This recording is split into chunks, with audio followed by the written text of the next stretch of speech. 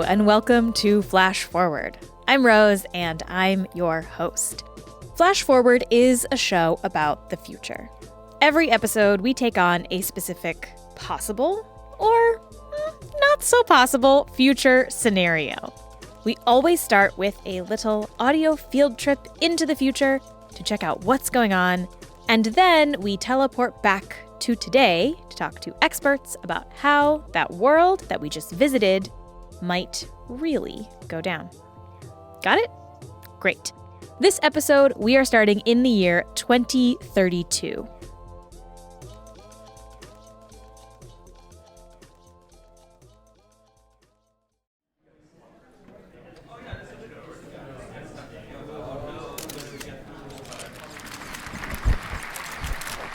Thank you all for coming. Thank you. Please take a seat. Thank you very much for your presence. I want to begin by thanking the members of the Human Futures Task Force who have been working tirelessly on this initiative for the last 6 months. As you all know, we're living in unprecedented times, and many of the members on this task force have given up a large part of their lives to shape the policy I'm about to outline. On a personal note, when Commissioner Ehrlich asked me to lead this group, I initially said no. I simply was not sure what he was asking for could be done. The question of reproductive restriction seemed too fraught and too challenging, even for me. And let me tell you, it has not been easy. As the press has been keen to report, the debates within this task force have been intense. But we returned each time to the doctrine etched on our seal, the motto we repeat when we were sworn into the office, and the ethos by which we live and die. The data never lies. And so, I'm here to present to you what the data has decided. As you know, the Earth has not been friendly to us in the past decade, and perhaps that's only fair, as we were not particularly friendly to it in the preceding centuries.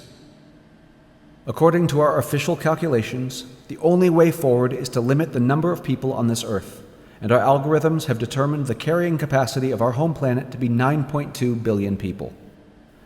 As you are likely aware, we are already precariously close to this number.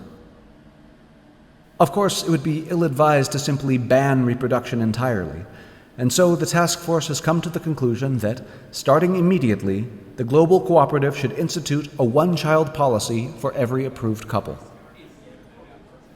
I know this sounds drastic, but perhaps more drastic were the projections our model put out if we did not implement such a policy. This will require adjustment and sacrifice from everyone, but it is our clearest path to survival as a species. And by the power vested in us as the Global Cooperative, officially adopted by 102 nations of this Earth, we have no choice but to enforce this species-saving regulation. I'm sure you will have questions, and so I will now answer some of them. Okay. Today's episode is about a future in which there is a global one-child policy. And before we really even start, I will admit the big, obvious thing here. A global one-child policy, it will never, ever, ever, ever happen. This is Dr. Jade Sasser, a sociologist at UC Riverside and the author of a book called On Infertile Ground: Population Control and Women's Rights in the Era of Climate Change. There are places in the world right now where they're actually battling to increase their population growth, where population is in such decline that they're wondering how their economy will be supported in the future. Japan, Bulgaria, Germany, Poland, they all have negative population growth. There's a really funny campaign called Do It for Denmark. It's led by a travel agency in Denmark where they have these, you should look it up on YouTube, it's hilarious, but they encourage couples to take romantic vacations in other places and, you know, to have as much sex as possible during these vacations so that they can come back pregnant and have children to boost the population and thus, you know, in the future, the economy of Denmark. So the ad is obviously not in English, so I won't play you the audio from it, but I will embed it on the website so that you can watch it in all of its sexy glory. And Do It for Denmark, it's funny, it's tongue-in-cheek, but it comes from a very serious concern about the negative impacts nationally of population decline. So we know that this global rule won't happen. But I wanted to talk about this idea because, honestly, listeners ask about it. Whenever I do an episode that talks about climate change, I invariably get at least one email from someone arguing that the real problem is population. That if we just had less people, we would have a smaller problem, and so obviously we should control the number of people on the planet. And I kind of get it. This idea feels intuitive to many of us. It makes sense that it comes across as a natural, obvious thing, but the reason why it does is because we have been taught this by scientists over and over again. In her book, Jade talks about a conversation she had with a close friend about just how natural this idea seems to people. We were flying on an airplane. We were returning from a vacation, coming back from Costa Rica, and I lived in the Bay Area at the time. And we were flying into San Francisco, and the area just south of there is very heavily forested. So my friend was looking out the window and exclaiming over how beautiful the landscape was with such a heavy tree cover and saying, I wish San Francisco looked like this. We need more trees. If people would just start using more birth control, San Francisco could look like this.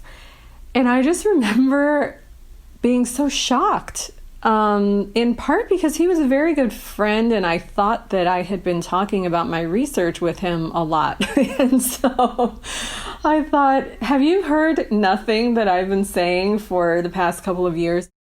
I hate to break it to you, but none of our ideas are really natural or obvious or original to us. They all come from somewhere. Common sense is produced. It's produced by people who produce science textbooks, for example. It's produced by people who are teaching in the classroom. Those ideas are grounded and circulated through classroom teaching. I personally remember learning about this idea in high school. We were shown a graph of, I think it was mouse populations, showing them rising and rising and rising, and then eventually crashing. And the lesson was that for every species, there is a certain number that is ideal. And if you go too far past that number, everybody dies terrible deaths and probably eats each other. But the idea that there is some kind of carrying capacity of the Earth for humans, that there is an ideal number of people for this planet, there's a very specific history to that idea. And we can trace that history back to really one guy named Thomas Robert Malthus. Malthus was a British cleric. He was a religious figure. He was also a political economist. Malthus did most of his work in the late 18th century. And he was writing at a time in which the Industrial Revolution had occurred in Britain. At the same time, there was a huge surge in poor people in Britain. Death rates started plummeting because of infectious disease prevention, better public health surveillance, better access to medicine. And when you've got a lot of people being born and not a lot of people dying, you're going to have a surge in population growth. In response, the British government created social programs to try and help feed and house the poor. And Malthus, who perhaps obviously was not poor, looked around and was like, aha, this is clearly a problem. And he came up with a theory. That human populations grow at an exponential rate and that food resources grow at a much slower rate of, arithmetic. And his argument was that human growth rates would naturally outpace growth rates of food, and that the result would be poverty and famine, naturally. He argued that this was a natural scientific law. He also argued that this was the law of nature as ordained by God. And his ideas took off. After Malthus widely circulated these ideas, they were taken up by people, various kinds of environmentalists, one of whom most famously was Charles Darwin. A few decades later, Darwin's cousin, Sir Francis Galton, expanded upon Darwin and Malthus's ideas in his own work. in which he advocated for selective breeding to create superior people. Yes, that is eugenics, and Galton is in fact the coiner of the term eugenics. And not long after Galton, the environmental movement adopted all of this stuff as a core part of their movement. In 1906, the U.S. Department of Agriculture created an American Breeding Association, which wasn't just about things like tomatoes and peppers, but also did work on human breeding to keep the country as white as possible. In 1918, an organization called Save the Redwoods was founded in California by three pretty prominent eugenicists who argued that immigration and increasing populations of not white people in the United States was a huge environmental problem. In fact, the redwood itself was co-opted by these environmentalists as a symbol of imperiled human genetic stock, arguing that they had to protect these plants and animals from the genetically inferior people who were breeding and threatening to destroy them. And this does not end in ye olden days. In the 1950s, worries about population control in the United States shifted to center around this idea that the global South might pose a security threat. And questions about what would happen to geopolitical security, the security of borders, the security of nations around the world when global South countries became independent, when colonization ended. There were concerns about inadequate food production in those countries. There were concerns about rapid population growth in those countries, and there were a lot of concerns about whether poor populations from those countries would migrate to wealthy countries in the global north. In 1954, a guy named Hugh Moore, who is also weirdly the founder of the Dixie Cup, wrote a pamphlet called The Population Bomb, arguing that growing numbers of people could fuel the spread of communism. That pamphlet then later, it went through a number of changes and then was turned into a book by a different author. And that author was Paul Ehrlich, who is a conservation biologist at Stanford. And when he wrote the full book, Population Bomb, he wrote it as an environmentalist book. So he makes a number of arguments in the book, mainly about food production and its inability to keep up with exponential growth, a direct Malthusian argument. Ehrlich predicted a global famine in the 70s and 80s because, of course, as Malthus argued, we could never grow enough food for all the people on the planet if people kept breeding. And his argument was that everyone needed to institute population control measures, and he very famously wrote in that book that if people don't do it voluntarily, that coercion was in order. And one of the coercive measures that he promoted was putting sterilizing agents in the public water supply here in the U.S. These ideas, from Malthus to Moore to Ehrlich, have infused policy all over the world for decades. In some cases, wealthy countries tied their aid packages to contraceptive use. Between 1966 and 1967, 1.8 million people in India were implanted with experimental IUDs or sterilized. And that is nothing compared to a few years later, when in just a single year, over 8 million sterilizations were conducted in the country. In the 1980s, in Bangladesh, the army rounded up hundreds of people and forcibly sterilized them. And this kind of coercion around population and having or not having kids happened in the U.S., too. Racist population control has been embedded in the fabric of the United States from the beginning of the history of the United States as a country. Forced sterilizations of women of color, women and girls of color in the U.S., which were rampant in the 1950s, 60s, and 70s. The coercive flooding of low-income communities with birth control, including experimental birth control, testing experimental birth control on women of color in low-income communities, tying access to welfare benefits to use of contraceptives, including long-acting hormonal contraceptives. All this history matters. When we talk about population control today, we can't pretend that all of this stuff didn't happen.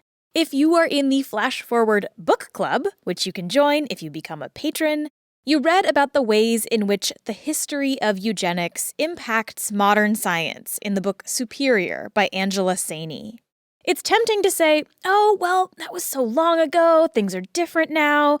And Jade says that that is exactly what today's advocates for population control do.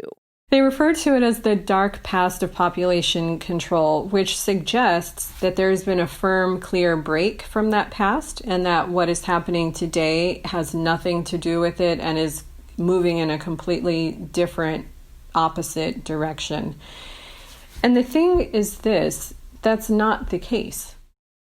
Today, when you or I learn about environmental science, Malthusian thinking is embedded into it, even if his name is never mentioned. All these years later, we think of his ideas as fundamental rules, but they're not. There's no agreed-upon number, even, for how many humans the Earth can support, which is something that we're going to come back to in a little bit. But today, these ideas are so deeply embedded in so many places, they seem natural. Like if a kid jammed a marker into a carpet for hours and eventually you just pretended that it was part of the design all along, which is definitely not something that I have done. In fact, this idea seems so natural that it has even led scientists to incorrect conclusions about what's going on in certain places, like Madagascar and Guinea. When colonial authorities first arrived in Guinea in the late 1800s, they noticed that there were these little islands of forests that were surrounded by dry savanna. And they immediately assumed that these forest islands were the result of environmental degradation. In reality, what had happened was the opposite. Guinea was never heavily forested, and the pockets of forest that existed were the direct result of people planting trees and creating these forests. The scientists that were looking at the landscape were actively misreading what they saw because of their firmly held established paradigms, which said that population growth always leads to environmental degradation. Today, people don't really like using the term population control for maybe now obvious reasons. Instead, they talk about reproductive justice, which they usually define as offering people around the world access to birth control so they can choose how many children to have or whether to have children at all. And that is great. But that is not actually what reproductive justice is. Reproductive justice comes from a very specific movement started in 1994 by a coalition of women of color. And that movement was a direct response to reproductive racism, which has shaped the history of population control in the United States. And they developed a platform with 3 pillars. One, focusing on the right to not have unwanted children. So this is what most people think of when they think of reproductive rights. They think of the right to not have children you don't want, meaning the ability to use contraception and to have abortions. But reproductive justice says you can't stop there. That's just one pillar. The second pillar is the right to have wanted children, meaning to be able to make your reproductive decisions freely, voluntarily, and without coercion. So this is a direct rejection of coercive sterilization and coercive medical experimentation, testing, and flooding communities of color with contraceptives. And then the third pillar of reproductive justice is the ability to raise the children that you do have with the necessary social resources and support. That third pillar, That's really important. And it's the most commonly left out of these conversations. That means, for one thing, not forcibly removing children from their parents, which is a thing that happens still today, particularly in Native American communities. You can learn more about that by listening to the podcast Finding Cleo by Connie Walker. And it also means social support for parents, housing, food, childcare, jobs, building a community and a system that actually supports people with kids so that they can live and thrive. So when these mainstream groups say that they're doing reproductive justice work, they're not. They're drawing on language that sounds great and that a lot of people would want to get behind. But if you're not advocating for and working toward pillars 2 and 3, you're not doing reproductive justice work. I will link to some resources on reproductive justice in the show notes so you can learn more about it. But today, that term is often co-opted by NGOs and government organizations who really just want a nicer way of saying population control. And that co-option has really worked. Jade's book documents the ways in which a lot of young activists have been using these ideas and advocating for limiting human numbers as a solution to climate change. I do want to say I recognize that a lot of people, especially young people, are deeply concerned about climate change, as we all should be. But focusing on having children or not having children, or whether other people should have children, it's a distraction.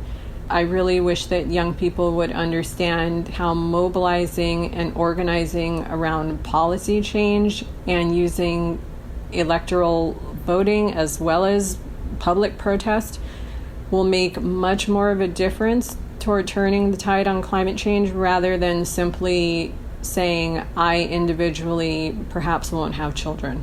I want people to sort of look structurally, look institutionally, not fall for the simple smokescreen answer. And I also just want to say, given where we are right now, I mean, we're in the midst of a global pandemic. We're in the midst of, national protests and uprising around racial injustice. Population control has to go. It has its roots in racism. It justifies racist policies, and it doesn't work. Population control does not work. So if we really care about people's sexual and reproductive health and lives, then we need to provide the things that people want.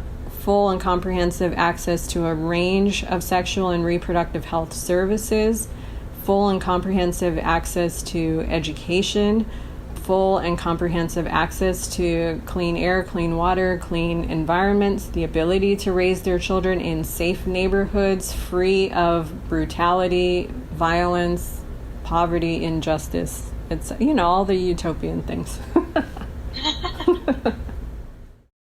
But today's episode is not about utopia. It is about a future where we actually do go all in on these coercive population control ideas. And while, again, it is unlikely for that to happen globally, there is one nation that has instituted a very strict population control policy, which you are probably familiar with.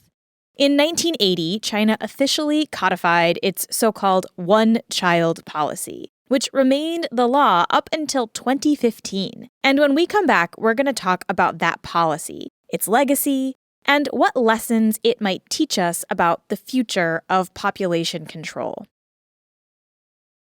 Okay, so you probably saw this section of the episode coming from a mile away, right? We can't talk about a hypothetical one-child policy without talking about the one-child policy, enacted in China in 1980. But right off the bat, we should clear the air about what this policy actually said. The one-child policy was always a little bit of a misnomer. We tend to call it the one-child policy. It was always something that was a little more complicated than that. This is Dr. Leslie Wong, a professor of sociology at the University of Massachusetts in Boston and the author of the book Outsourced Children: Orphanage Care and Adoption in Globalizing China. Every family was only allowed to have one birth, right? So this wasn't really about one child. If you had multiples, you could obviously keep them. And there were a few other exceptions to this rule, too. So in China, you have to apply to have a child. If people had one child and the child was a son, they had to stop. But if the child was a daughter, they could reapply and have another child a few years later. The one-child policy also only applied to Han Chinese residents. Ethnic minorities were accepted. Now, China did not enact this policy to save the Earth or to stop climate change. The goal of the policy was purely economic. China wanted to urbanize and modernize, and to do that, they wanted fewer people. And to get fewer people, they started rolling out population control measures. Even before the one-child rule, there were voluntary policies put in place to incentivize having fewer children. And those worked. You know, in the early 1970s, the average number of children that a family would have was almost 6. And then by the time the one-child policy was enacted, that number had dropped below 3. But China decided to take things one step further and codify this one-birth rule in 1980. And there were a few ways that they enforced this rule. Like Leslie said, you had to apply to have a child, and you could be denied. And then also for people who had more children than they were allowed, they might have their wages docked, or there have been cases of, a lot of harassment, basically like financial and other kinds of repercussions. In some parts of China where this policy was really strictly enforced, there are confirmed and horrifying reports of forced late-term abortions and forced sterilizations. In other parts of China, the rule was treated more like a guideline and not enforced heavily at all. The further away from Beijing, like the capital where, all of the politicians are, the further away you get, the more lax the enforcement of these policies. Some people would go to a more lax province to have their second or third child and then not report them when they moved back home. It's really hard to find good statistics on the enforcement here because everything was so patchwork. And China is, to state the extremely obvious, very large. Nobody knows for sure because no one could survey the entire country. Now, there is an interesting wrinkle to the legacy of the one-child policy.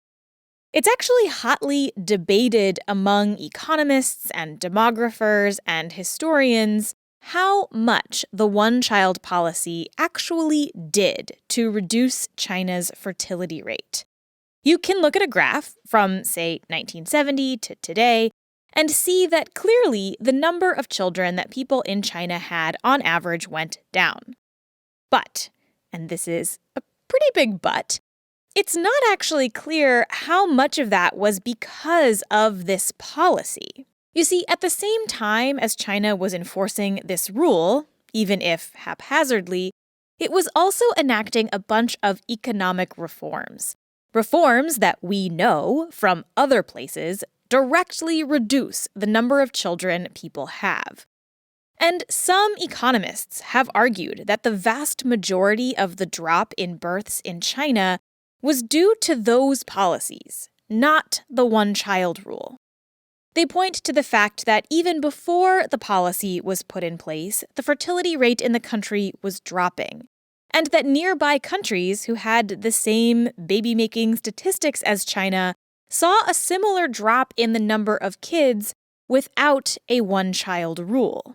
Obviously, it's really hard to disentangle these two things that happened at the same time. I will link to some of the papers that make arguments on both sides in the show notes if you want to dig into that kind of thing. But even if we don't know how much exactly the one-child policy impacted fertility rates, we can say that it impacted China. Perhaps the most famous way that you may have heard of is the shift in the sex ratio of babies in China after 1980. So normally, if you have a relatively stable collection of people, No war, no famine, no natural disasters. There are slightly more male babies born than female babies born. Demographers put the number around 105 boys per 100 girls born in a regular normal society. It's actually not totally clear to scientists why this is, and I kind of fell down a little bit of a rabbit hole researching this, and we don't have time to get into it. But there is a fascinating debate among researchers about this question. You would expect the ratio to just be even, 50-50, but it's not. And the exact reason why it's not is still a bit of a mystery. I will talk more about this on the Patreon and Time Traveler bonus podcasts this week, but for now, all you need to know is that in China, after the one-child policy, this ratio got even more skewed. In southern China and parts of central China, the reported numbers were about 140 males born per 100 females. And that's because in China, there is a really strong cultural preference for boys. It's a patrilineal, patrilocal, patriarchal culture, right? So like everything passes down the male line, and there's a long history of male preference. It's literally the law in China that your children are obligated to take care of you when you get old. The idea has always been like needing a male heir, at least one, to take care of elderly parents in the future. So the idea would be that once the parents reach a certain age, they move in with their eldest son. Which is why the one-child policy allowed couples to reapply to have a second child if their first one was a girl. The law itself basically created a situation where, everyone was really working hard to have a son. Now, it's technically not allowed in China to find out the sex of your child in utero. But that is one of those things that's technically the rule, but people don't really follow it. You end up with a lot of sex-selective abortions of female fetuses. And we're talking about, at this point, maybe like 40 million female fetuses have been, sex-selectively aborted so that people could try to have a male heir. That is the population of Canada. And today, this super skewed sex ratio is having all kinds of cultural impacts in China. There are way more men than women, and that has repercussions for things like dating. There's a really interesting documentary called Leftover Women that follows 3 women in China trying to navigate these tensions. I will link to it in the show notes. And in fact, one economist in China recently suggested allowing women to have more than one husband to balance things out a little bit. And there's another long-lasting impact of this policy, one that connects to the United States. Families that didn't selectively abort their girls would sometimes just abandon them. Left at train stations, police offices, orphanage doors, sort of thing. By the early 1990s, China's orphanages were overflowing. That's where, Americans started getting very invested in adopting Chinese children. And so something like 250,000 Chinese children have been adopted out to a range of different first world countries, but primarily more than half, closer to 2/3, to the United States. And this decision did more than just connect parents and babies. It also connected the two countries culturally in a way that hadn't really happened before. In her book, Leslie argues that this move was a way for China to begin exerting a form of soft power. Adoptive parents who have children from China are very involved and active, and they tend to become real advocates, not only for adoption, but for China itself. There's, really at this point is an international group called Families with Children from China. They would get together all the time and do Chinese cultural activities. And we're talking about, white parents in the Midwest and in the South who know nothing about China getting together and doing, Chinese calligraphy and making dumplings and, putting their girls into these dance classes. We won't get too much into this, but Leslie's book is super interesting, so if you want more on that, definitely check it out. And I'm going to talk a little bit more about it on the bonus podcast this week. Another way that this policy impacted China was by changing the dynamics of the family. There is this concept in China called Little Emperor Syndrome. I'm sure you've heard about little emperors, these spoiled, well, they're probably not all spoiled, but, the stereotype is like if you only have one child and, both parents are focused on the child and all four grandparents, we're talking about a society where grandparents expect to be very heavily involved in caring for their grandchildren. They're often the primary caregivers, not parents. And so all of a sudden, all of that attention, all of those financial resources go into that one child. It's just a radical transformation of the family. Some cultural critics have argued that China may have a real issue with this in the next 30 years, as these little emperors grow up and become powerful in their workplaces or governments. That, on top of the fact that there are so many more men in an already highly patriarchal culture, seems potentially precarious for China's women. You can change a policy, but if you haven't changed cultural belief systems, then those are going to clash. In 2015, China officially ended its one-child policy. But it's not a baby-making free-for-all. The new rules allow each family 2 children. But the ripple effect of this policy will continue on, and we can potentially learn from it to consider how a globally applied policy like this might change the world. And we will get to that after this quick break. So as you probably know, since I dropped the first episode in the feed last week, I recently launched a spin-off show connected to Flash Forward called Advice for and from the Future. And the point of that show is to help answer your questions about and from the future. And one of the questions that actually inspired the show is this question: should I, personally, have a child? Normally, Flash Forward is not really set up to answer those kinds of more personal questions. And I should say right here that I cannot tell you, personally, individually, if you should have a child.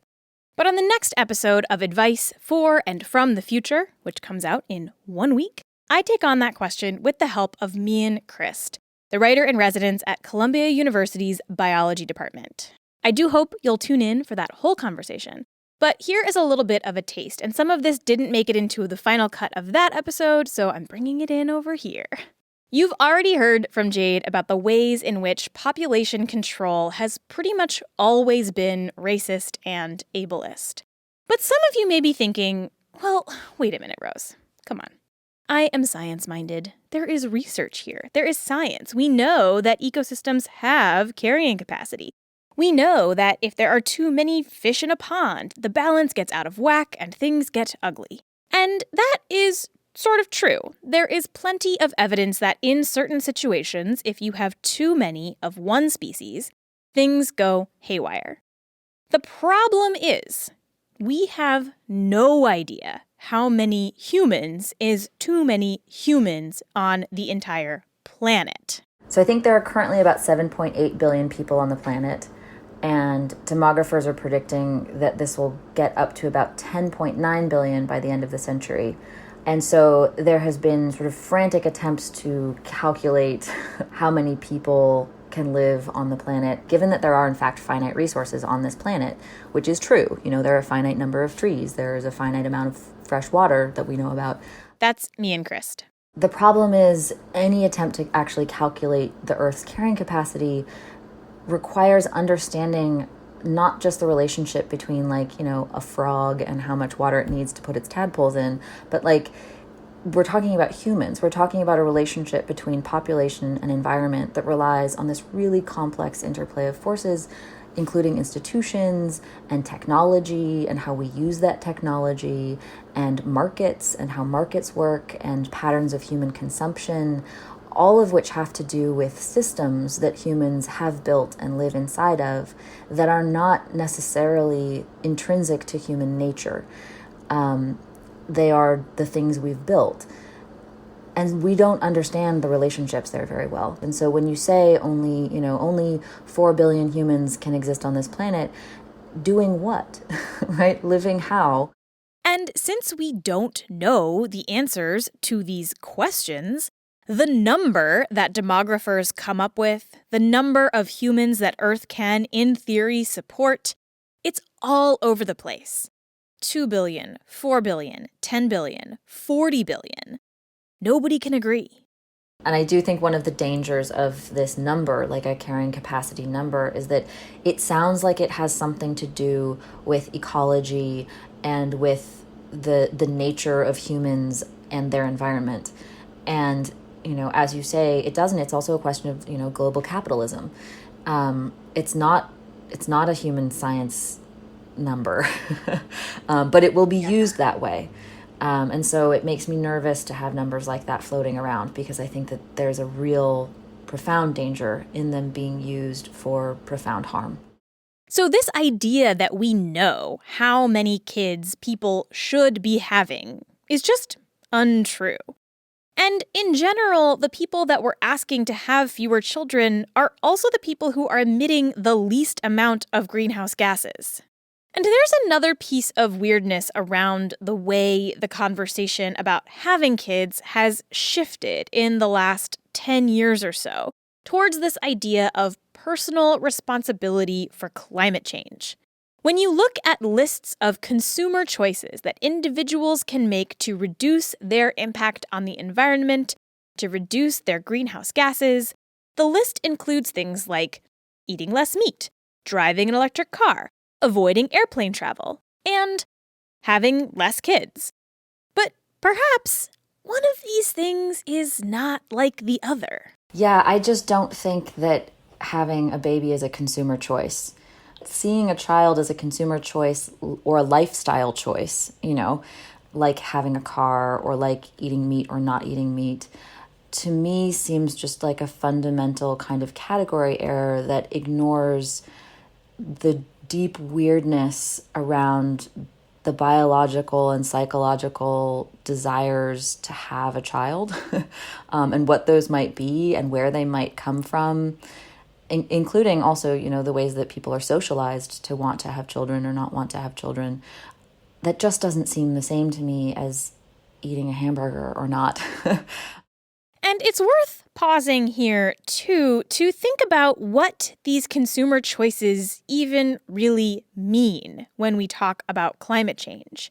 You have probably seen things like a carbon footprint calculator online, where you plug in information about yourself and it calculates your carbon footprint and gives you suggestions for things that you can do to reduce it. But what you might not know is where those calculators come from. The idea of the personal carbon footprint was actually popularized by BP in a 2005 ad campaign that was a multi-million-dollar ad campaign. They, put up carbon footprint calculators online, and these calculators have proliferated across the internet. It was multi-billion-dollar oil corporations that created these tools to try and shift the onus for climate change onto us and our consumer decisions.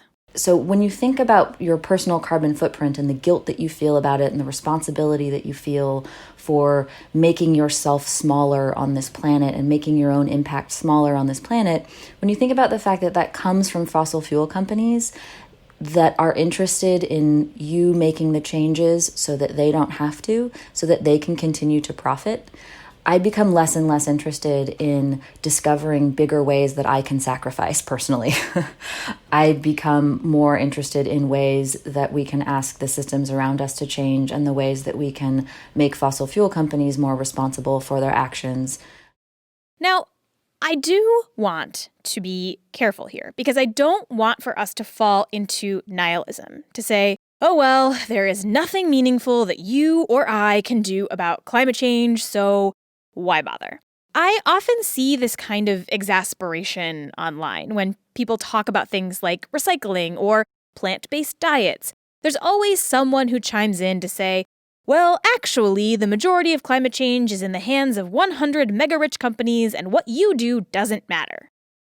I think that that's a false dichotomy. And it's a false dichotomy for two reasons. One is that what you do does matter, even if it's not directly saving the planet from warming. It matters in a more subtle way.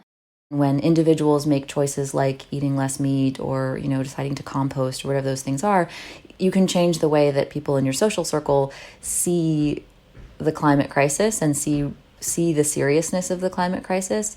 And those kind of individual changes, there's a term from social science called behavioral contagion. And it looks like when individuals make those kinds of changes in their communities, they end up voting differently, and eventually, climate policy will be different because people have made different voting choices because they and their neighbors have all decided to compost. And the other reason I think it's a false dichotomy is that it assumes that the only power we have to combat climate change, or really to do anything, lies in our consumer choices. But that's not true, right? I mean, look around right now. The last few weeks of protests for Black lives has had a real impact, not just on policies, but also on public perception. Collective action can really make a difference, can change laws, can push the folks with political power to shift their positions on things. A global climate movement could do the same thing. And there are folks working on that movement as you listen to this. You could get involved with those efforts and, I believe, really make a difference. The point is that none of these things are mutually exclusive. I think it's and. Don't eat meat and also vote differently, and we need to stop pulling fossil fuels out of the ground and. There's no one thing that's the one correct action that needs to be taken, and that's actually not how history works. Right? History doesn't usually come just from one top-down action. History is the aggregate of billions of choices, some of which, are personal and individual, and some of which are made by powerful political leaders and have larger effects. But certainly, all of those choices add up to the direction that history takes, and all of the choices that are being made now are going to add up to the direction climate emissions go. I can't tell you to have a kid or not have a kid. Nobody can. That's a decision that you have to make for yourself. But I do hope that this episode has helped put some of these worries and headlines in context for you. To maybe reframe this question a little bit. You can make a difference and shape the future. But I think it's worth knowing why these questions are being asked of you now, where those questions come from, and whether or not they are actually aimed at making a better future in the first place. Okay, but now let's really get into what this one-child future might be like. What does it mean to have a future where every single family is limited to one child? Perhaps the most obvious impact would be economic. Replacement level fertility is 2.1. children per woman. That's Leslie Wong again. If you don't have replacement level numbers, then you would start seeing like a real shortfall in funding for things like social services, people paying their taxes, pensions would probably fall apart completely.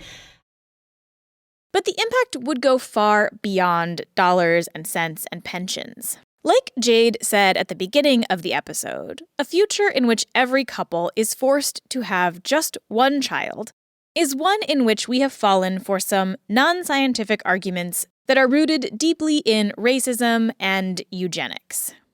We're seeing this like massive expansion of reproductive technologies, and I think there could also be more development of ways to engineer children, right? So engineering certain characteristics in children, whether that be a sex preference or, trying to sort of select for certain kinds of traits over others or trying to select out. We're already seeing some of that even without these policies. So I imagine there would be like a lot of technologies that would kind of arise to meet the demands for, we only have one shot at this and we want to make sure that this child is as perfect as possible, quote unquote.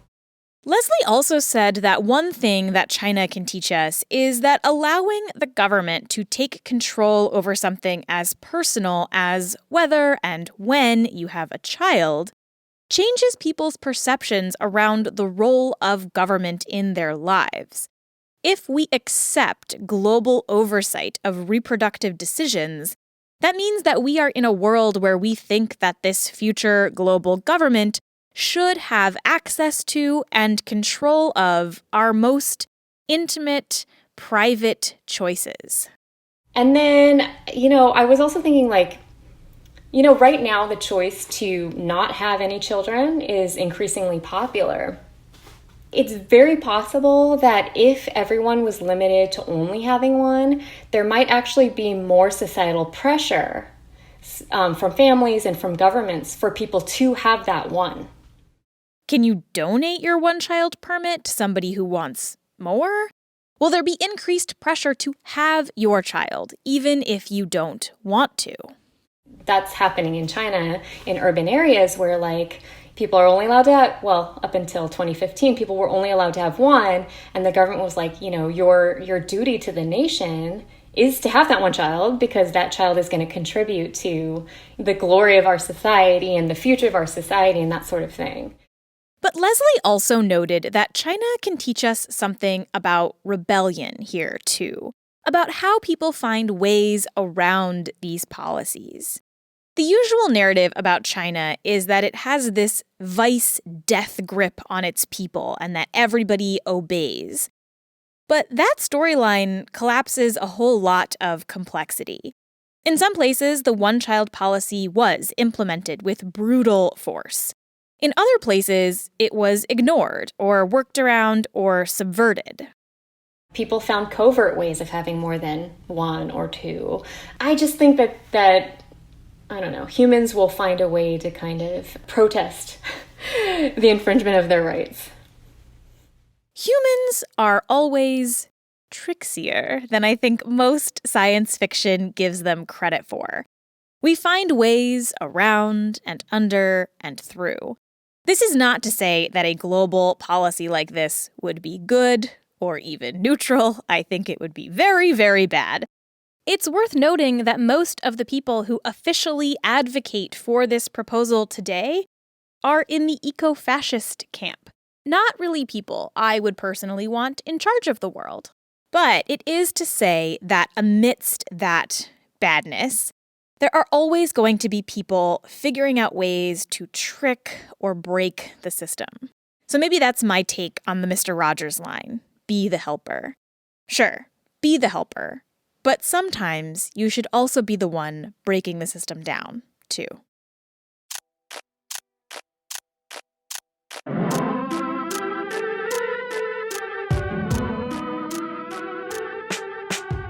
That's all for this episode. Flash Forward is produced by me, Rose Eveleth.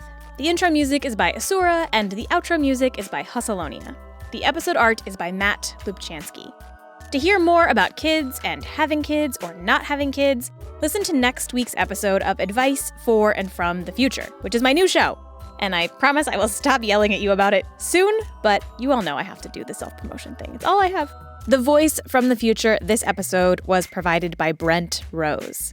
By the way, if you have an interest in being a voice from the future in an episode and sort of doing a little bit of acting, that is something that is open to $10 patrons. So if you go to patreon.com/flashforwardpod, you can learn more about that. I send out a little note saying, hey, I'm looking for voices, and people who are free and able to do it and want to do it get to respond, and you could be in a future episode. So go check that out if that's interesting to you. If you want to suggest a future that I should take on, send me a note on Twitter, Facebook, or by email at info@flashforwardpod.com. I genuinely love hearing your ideas, so keep them coming. And if you think you've spotted one of the little references that I've hidden in this episode, you can email me there too. If you are right, I will send you something cool. If you want to discuss this episode, or other episodes, or just the future in general with listeners, you can do that in the Facebook group. Just search Flash Forward Podcast on Facebook and ask to join, and I will add you. And if you want to support the show, there are a few ways you can do that too. Head to flashforwardpod.com/support for more about how to give in the various ways. If financial giving is not happening for you right now, which is totally understandable, you can head to Apple Podcasts and leave a nice review. That's a great way to support the show. Or just tell your friends about the show. It really does help. Okay, that's all for this future. Come back next time and we'll travel to a new one.